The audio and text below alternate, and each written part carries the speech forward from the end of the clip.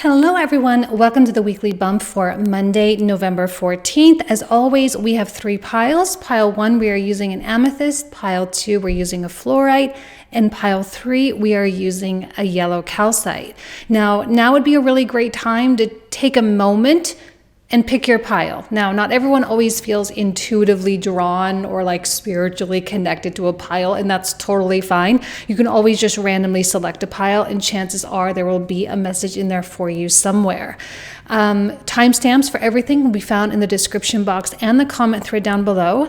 And don't forget that if you are a subscriber on my website, janeinternational.com, that you can log in or check your email for the weekly readings that I do for each zodiac sign as well. So just make sure to keep your eye out for that.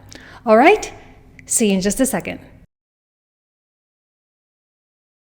All right, pile number 1, you selected the amethyst. Let's go ahead and get started, see what comes out. Ooh, Wheel of Fortune. Well, that's a really great way to start out a reading. So the Wheel of Fortune indicates that good things are coming. Now, this likely has a lot to do with a lot of the action that you're taking. Right? I know you've been doing things, okay? You've been disciplined, you've been focused, you've been dedicated towards some kind of a goal in your life.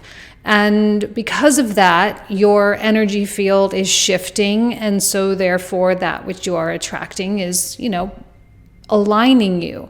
It's a slow process. The Wheel of Fortune is not some fast snap at the finger overnight kind of thing, but it's slow, incremental acknowledgements, right? Slowly you start to realize, oh, well, that happened because I took this step. And oh, that happened because I took this step. And we know that that's how we accomplish things, right? We know that. But sometimes it's that validation that can be really, really great for us to truly accomplish what it is that we want, right? If we're consistently validated and we're consistently seeing the fruits of our labor, it makes us more likely to continue along that path. It feels good. It feels productive. It feels fulfilling. And with Venus coming in, Venus and Mercury actually coming into Sagittarius this week, that's like the big transit this week before we hit Sagittarius season on the 22nd, which we'll talk a little bit more about next week. But with Venus and Mercury coming into Sagittarius, there is so much hope and a lot of optimism toward the future, which is really great. Okay, beautiful. I don't mind the Tower at all here, because the Tower is a suggestion that something that was blocking us is going to come crashing down. It's like we're going to have a breakthrough, So maybe that's what we need, some kind of a mental breakthrough, some kind of a aha moment where we finally get it with something. Like we finally get how something works. We finally get how something is going to come to fruition. We finally understand that, all the power existed within us the whole time. I do sense a lot of empowerment with that Tower. Like, there are no more excuses for pile 1, and you know that. And it's like, once you take that accountability back, we need to talk about actually a little bit how accountability and power are like the same thing. When we take the accountability back, we are in turn taking our power back. And I feel like just doing that is like a million pounds lifted off your shoulders. It's like, okay, like I know that I can do this. I know. And with the 3 of Cups, I actually am feeling a lot of positive connections, being with friends and family members that lift you up. And actually this energy, it's so different from like the goals that you're trying to achieve, right? This is more friendly, more social. It's completely disconnected from what it is that you're trying to do. This is a great escape and a great release for you to go out with your friends, to go out with your partners, to go out with people that make you ugly laugh, right? By telling stories or doing silly things or whatever the case is. And just like recharging that battery. This would be a fantastic week for that. And then we have the Seven of Swords, which is that, I always call it my card of self-sabotage, although there can be other elements of betrayal in here or other elements of lies. And it can be the lies we tell ourselves, and it can be the lies that other people tell us. So whether it's us or another person, I don't know that it really matters. This may be in your sphere of influence right now. If it's within you, that's a part of what's coming crashing down. If it's with another person, that's something that you are no longer going to allow. Either way, this is what is coming to a screeching halt. I think in a lot of ways, a lot of people, not just pile one, but a lot of people, the astrology is really supporting the fact that we are going to get out of our own way. And I've been saying that ever since we had that Mercury retrograde in Taurus up against, Uranus and everything. And we have now North Node and Uranus conjunction in Taurus. It's like we're getting out of our own way. We're getting out of our own heads. And we're sort of putting the mission or the purpose or the desire before the fear, right? We're prioritizing the desire to accomplish or to get there that's way higher on the list than our fear is. And the fear is starting to lose its grip. And when the world is here with the Wheel of Fortune, I love that both of these are like wheels, and there's kind of a circular quality here because it really re-emphasizes that the wheel is turning over, that your life, your new chapter, there's a turnover and there is a no going back. Right? There's no going back with time, and there's no going back with life. And so now you have hit this point of no return. You've built up enough momentum. You're receiving enough validation. You're accomplishing enough things that your new norm is starting to take hold, and the old way of being is starting to disintegrate, as we see with the Tower. Which means that you're officially crossing this threshold, or already have crossed this threshold into that new world, which is great because as Pluto comes into Aquarius next year, also Saturn comes into Pisces, our whole world is going to fall apart anyway. So if we are embracing that disintegration, we're going to be all the better for it. Now, ahead of time, before the astrology really forces us to do that even harder, right? So we're already the cause of so much in our life in a good way, right? I think this is turning toward the positive. We're a cause. We're actually purposefully effecting the reality and the time-space continuum, if you will. You're taking that fabric of reality and you're morphing it into what it is that you want it to be. You're utilizing your consciousness properly so that you can actualize. Now, the world is a card that is ruled by Saturn. So there is a real physical component with the world. It is about seeing real, actual, visible, tangible results, which is what we all want anyway. Like, as much as the spiritual satisfaction is so great, being able to put our hands on stuff is also pretty great. So that's what I love about Sagittarius, actually, is that it's really both. It's material and spiritual both. And there's a beautiful balance there between the two. All right, let's pull out a moon card, and then we'll call it a day for pile one.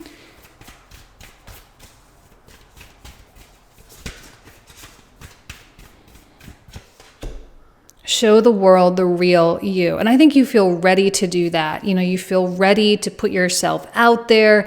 You feel ready to kind of, I don't know, I feel like there's an edge. You're ready to put this edginess out there to kind of disrupt things, as we see with the Tower.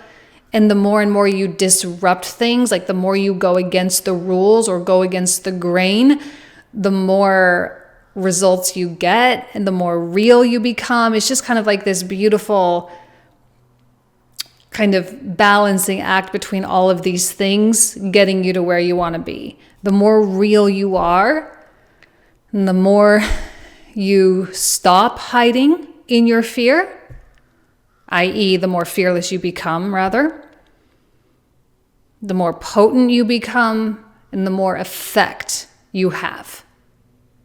There's a lot of really high quality stuff coming out for you this week. All right, you guys, I love you. Have an amazing week. Again, if you're a subscriber, please check your email or log in and head to the blog/members area, and you can view the reading that we do for each zodiac sign. All right, thanks so much. Take care. Bye-bye. All right, pile number 2, you selected the Fluorite. So let's see okay, 8 of Swords. So this is a week where you are going to have to deal with some of the mental blockages that you have. The good news is you have an opportunity to overcome them or to find freedom or release from those things, but they are going to be somewhat prominent. So as you're living your life, going day by day, interacting with people, relating with people, you may notice that there is a little bit of a wall put up between you and others, or between you and what you're doing. Now, that wall is not necessarily a bad thing. I think to a degree it is keeping you very, very safe. However, it is also preventing your growth. And the real question, as Venus and Mercury both come into Sagittarius within the next couple days, right? Venus is coming in on the 16th, Mercury is coming in on the 17th. And this is like, are you ready to expand or not? And there may be a quality of getting fed up with yourself about something. Now, this is not to shame yourself or to feel guilt. It's not about that. It's about getting annoyed enough with the situation where it's becoming painful enough that you just can't help but expand. Like, you have to expand right now. And that's something that you value a lot in your life. And so we are having to get out of our own way to some degree. And you're going to have to navigate all of these mental traps. It's like there's all of these little things. It's like if you're walking on the street and there's all these things you have to avoid. You have to avoid people. Like, I'm kind of envisioning, I remember once I was walking through the streets of Paris, and I was meeting a friend, and I was walking down some weird streets, and it was like, you guys, I don't know if you've ever been in Paris, but it really smells a lot. It smells like urine, smells like garbage. It's not, some areas are just really not the best. But I was avoiding not only people because the sidewalks were so small, but there were tons of trash cans everywhere. And then there were grates in the sidewalk too, like subway grates or something, or drainage or something. And then there were little staircases that would come out. It was just I was always kind of left, right. And it was so hard to walk on that sidewalk. And I'll always remember that. And I feel like that's kind of how you're navigating through your brain. It's it's so hard to navigate in your mental state with all of these things that you're trying to avoid.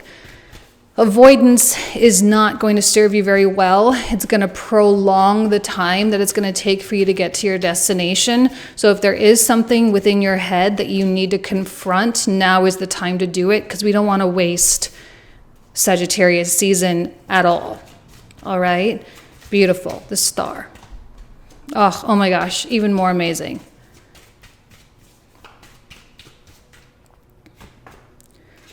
Oh my goodness, look at all these incredible major arcana. So we started off a little bit rough, but look what happens. Look what happens when you take the time and you dedicate the energy to loving yourself and confronting yourself and, having those deep, meaningful conversations with yourself. And when I say deep, meaningful conversations, I don't mean that spinning mind that's just going.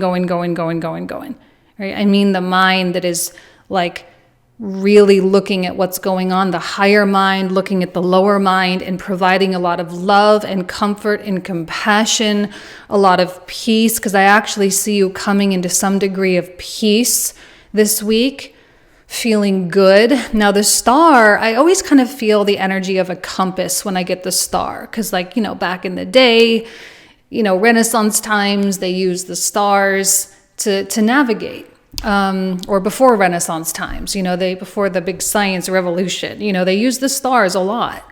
And I feel like there is some quality of guidance or mapping that comes through with the star. Your life is starting to get mapped out, and you're starting to understand how the dots are going to connect, or at least you are saying, I know for a fact that if I can go here, here, here, here, and here, then I can get there. And at least you know that there are certain stops along the way that are required for this thing to fully manifest. And I think you're ready with the Fool. You're absolutely ready to embark upon that journey. Seems like this, as it fades out, it's like the desire for the growth is far, far surpassing the desire to stay in fear.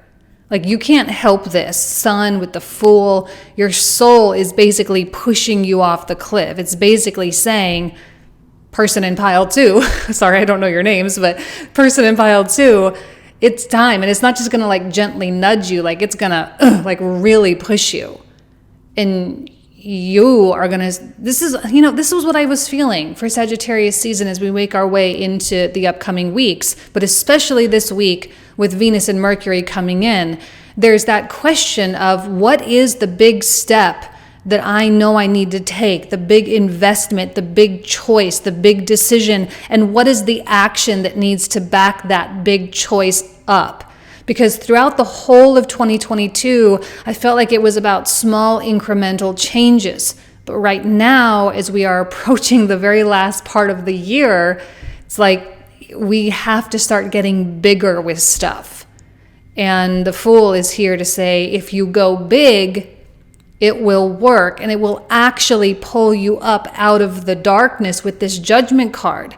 And not only that, but because it seems that you will have some degree of success, a degree of success that is satisfactory to you, meaning you're not going to fail, you're not going to fall on your face, you're not going to be embarrassed. You can just take those fears and shove them right out the window, because that's not even close to how it will ultimately be. But once you take these leaps, you're going to start to realize how much that actually accelerates your progress when you take these big steps instead of these little ones. And you're going to be like, wow, that felt really good. Look at how much I accomplished. Look at what I've done. I've kind of taken maybe a year's worth and compressed it all down into the matter of a few months or a few weeks even. Like, wow, look at what I did. And you're going to be so impressed with yourself, with that sun energy. You're going to be so proud of yourself. It's like that energy of pride and like feeling accomplished, and like you did it. You did it, and you proved to yourself that you could do it. And like now it's like, well, I can do it again. Let's do it again. And I kind of am hearing like go on repeat is what I'm hearing in my mind. Go on repeat. This is a big deal. I genuinely feel that when it comes to really creating that life that you want, this is a big deal. It's going to get you there. And you're going to be like in awe of yourself, not in a narcissistic way, all right, but truly in awe of yourself. Wow, I didn't know I was capable, but I was beyond capable. Who would have thought? All right, what else? From the Moon card, last card, you are good enough. Yeah. That may be a big part of the reason why you never did it in the first place. You're not smart enough, you're not intelligent enough, you're not skilled enough, you don't have this, you don't have that, you need this tool, you need this knowledge, like you're trying to fill up your vessel so much without realizing that your vessel is already overflowing. But I think when you take that big leap and you succeed, you start to realize, I mean, being good enough actually really wasn't even a part of it. It was just a matter of doing it. This is about what people do. Honestly. I mean, we see those stories, whether it's a real story or a fictional story, like in a movie or a book, of those people who are, extraordinarily wealthy and they have basically everything that everyone could possibly want, but they're like these miserable, terrible, mean, ugly people, right? Like we know those stories. Which means like, you know what? You can be riddled with shame, riddled with guilt and fear. You can have all of those things and still do it. Right? The goal is to not have those things. Obviously, we want to be happy. We don't want to be these miserable people, which I think you've already figured that out to some degree in your life. You're already a good person. You already love and respect yourself to some degree anyway. So now it really is just about doing it. Okay? All right, pile 2, I'm going to leave you with that. Again, don't forget that if you are a subscriber on my site, to log in and check the blog/members area for the weeklies that we do, the weekly extendeds for each zodiac sign that we do. All right? Thank you all so much. I love you. Have a great week. Take care. Bye-bye. All right, pile number 3, you selected the yellow calcite. So the first card, beautiful, 9 of coins. So hopefully you are feeling at least secure. Hopefully you're feeling settled. You're feeling okay with the way things are going, at least to some degree. Now, chances are you're being challenged to see how valuable you are as an individual right now, how valuable your ideas, your opinions, your creativity, your talents, your skills.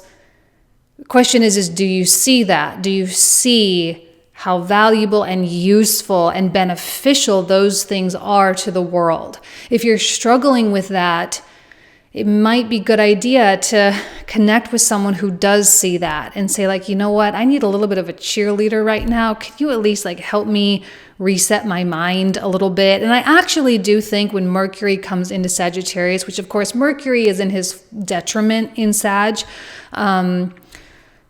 but I actually think that this is a time where we get to retrain our brains a little bit. We get to retrain our minds to think in a better way, in a way that is in our best interest and in the best interest of people around us.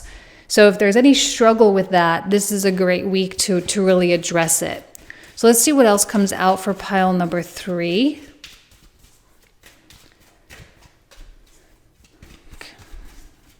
Okay, money might be a big theme for you this week and over the upcoming weeks. And the question is maybe, how do I get more money?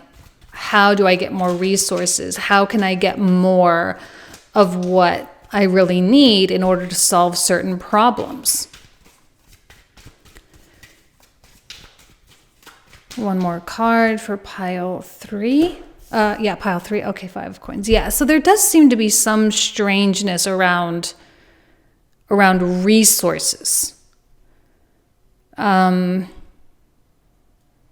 maybe this is one of the reasons why addressing your inner value is so crucial, right? It's no accident that Taurus is the ruler of money and self-worth.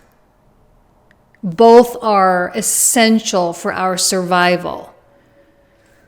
The more and more you implode in feelings of lack and scarcity, and therefore feelings of not being valuable, the more you implode on those notions, the worse off your situations become. The more valuable you feel, the more opportunities come your way, and the more likely you are to earn. If you don't think your skills are important, why should someone else? I'm not blaming you here. Sometimes people are in just difficult situations. Five of coins can sometimes, yes, be in our control, but also sometimes no, not be in our control. But it depends on, regardless of why we're here, the fact of the matter is we need to use our minds to get ourselves out. King of coins, 9 of coins. Environmentally, everything you need is available. It's just a matter of putting yourself in the right position. With the 7 of Wands, there does seem to be a little bit of a fight to getting it, or there seems to be some kind of a giant bridge that you need to cross. You're perceiving this giant bridge that you need to cross in order to tap into this abundance, when really there is no bridge at all. It's about bringing your inward beauty and sharing it with the world. And I don't care what those skills and talents are.